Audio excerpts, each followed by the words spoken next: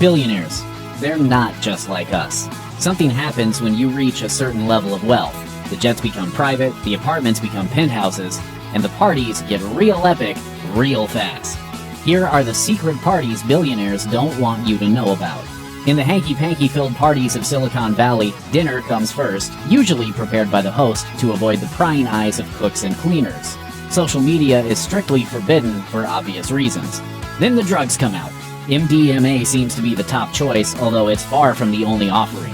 The guests break off into groups of 2, 3, or more, usually for cuddle puddles, a cute way to describe a gang of groping millionaires and billionaires. From there, things get really freaky. The mostly male bigwigs of Silicon Valley have these drug-fueled love parties on the regular, bringing in a bevy of young women from anywhere they can get their hands on them.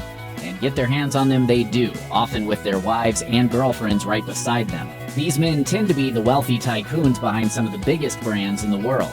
As Emily Chang, author of the book Brotopia, describes it, they like to treat these parties as extensions of their world-changing professional philosophies by overturning traditions in their private lives. In the end, that means a boatload of hookups in private mansions, estates, and yachts the world over. You won't find a lot of Carvel ice cream cake at a billionaire's birthday party. Even Jay-Z and Beyonce dropped $200,000 on their daughter Blue Ivy's first birthday.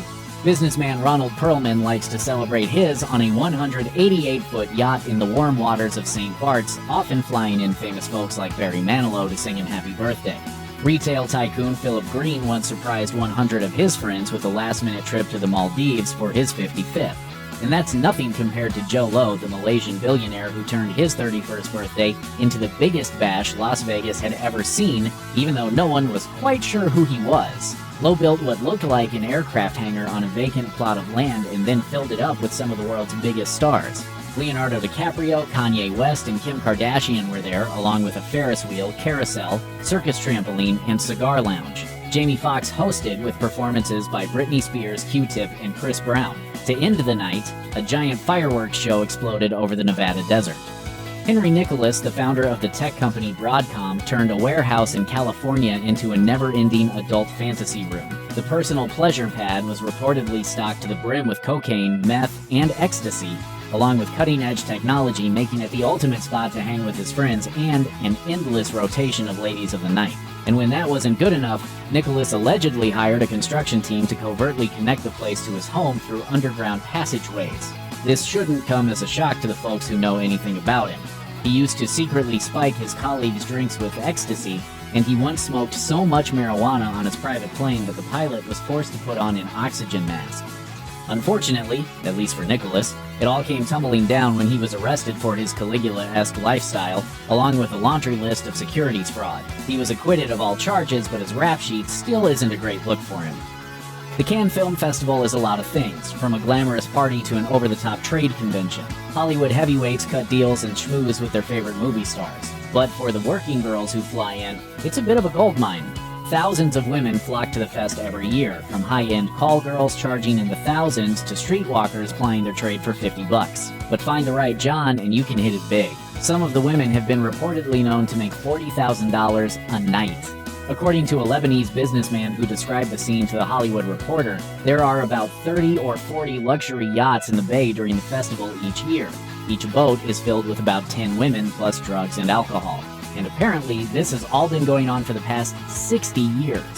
The 2012 Kappa Beta Phi dinner, a secret gathering of Wall Street royalty, began with the address, "Good evening, exalted high council, former grand swipes in waiting, fellow Wall Street Kappas, and worthless neophytes." The dinner was designed as an ultra-exclusive financial community fraternity at the dawn of the Great Depression. Kevin Roose, author of the book Young Money, described it as a sort of one-percenters friars club. It's a chance for some of the richest men in the world to shut the doors and let loose. It may be the only place you can see literal billionaires perform sexist and homophobic skits and sing lame song parodies about how rich they are. As Roose put it, here were executives who had strong ideas about politics, society, and the work of their colleagues, but who would never have the courage to voice those opinions in a public setting. Roose snuck into the 2012 festivities, and when he was discovered, none other than Wilbur Ross acted as a one-man bouncer and dragged him out. The black tie dinner isn't for prying eyes. It sounds like something Occupy Wall Street would invent if they wanted people to hate bankers even more. Burning Man may be full of trust fund kids and millionaires, but it's always gone out of its way to shun showy signs of its own wealth. Not so for Further Future, the offshoot festival designed for and by the uber wealthy. If you've always wanted to be a burner but also have access to top-notch lavender lattes, this is the spot for you. Its website lists unabashed luxury as one of its primary goals, and its guests won't be disappointed.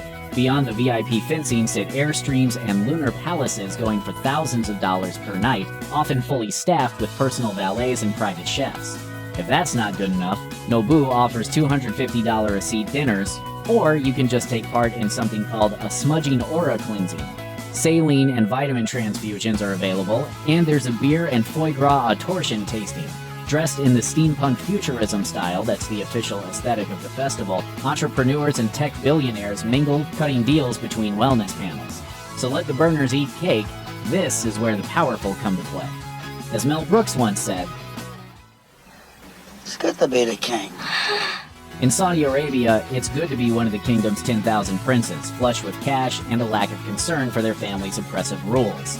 Why else would a deeply religious theocracy look the other way as its royal class hosts decadent parties, breaking every law in the books? One Saudi prince named Faisal is a second-tier cadet prince, which is about as far from the throne as you can get, but he still enjoys all the perks and privileges of princehood. His epic 2009 Halloween party, whose details were revealed in a leaked diplomatic cable, is still the talk of the town. Alcohol was plentiful at the party's bar, despite being prohibited by Saudi law and custom. There were also plenty of working girls among the guests, which is allegedly not uncommon at such parties. A guest list determined who made it inside the exclusive affair. The scene resembled a nightclub with alcohol dancing, a DJ at the turntables, and guests in costume. It's a good thing Saudi Arabia just lifted its ban on female drivers, so that next time Prince Faisal can invite even more single ladies.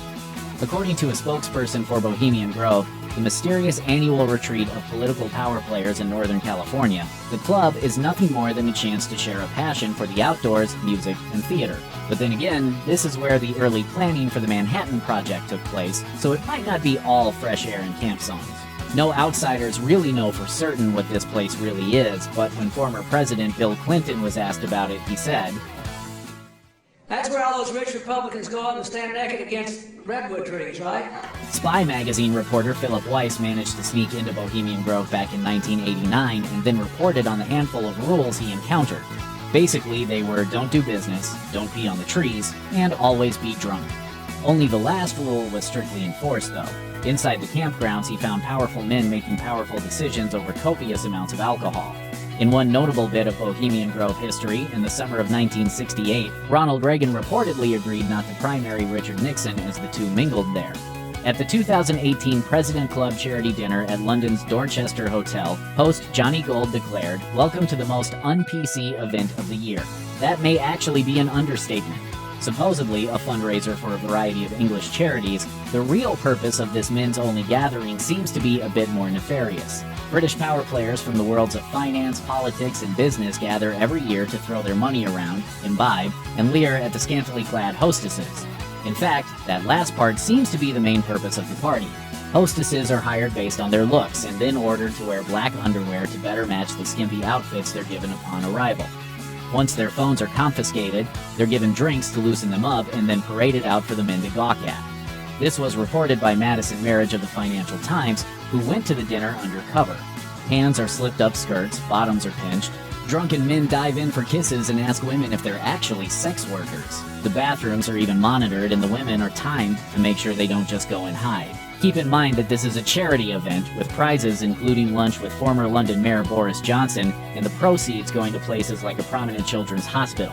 In the wake of the Times report, future iterations have been canceled. When you're a billionaire, you don't take no for an answer, especially not when it comes to your wedding. That's how Napster creator Sean Parker found himself among the redwoods of Big Sur, California back in 2013, celebrating the most lavish wedding this country's ever seen. No expense was spared. Over months, crews built an artificial pond, a bridge, rock staircases, fake stone castle ruins, and a 20-foot-tall wrought iron gate with the couple's initials. The costume designer for the Lord of the Rings movies created Tolkien-themed outfits for all 364 guests, including Sean Lennon, Emma Watson, and California Governor Gavin Newsom. Bunnies were handed out to cuddle with. Animal furs were draped on chairs and full beds. pigs were roasted on a spit, and Sting sang in front of a 9-foot-tall wedding cake. It was said to cost between $5 million and $10 million. But then the bad press set in, and the legal issues started. One website called it an eco-wrecking wedding, and Parker was forced to write an apology. The wedding was hosted at a luxury hotel whose owners had failed to apply for the appropriate permits. But billionaires don't get in real trouble, not for long at least. Parker paid a fine and agreed to design an app for California as restitution. Check out one of our newest videos right here. Plus, even more grunge videos about your favorite stuff are coming soon. Subscribe to our YouTube channel and hit the bell so you don't miss a single one.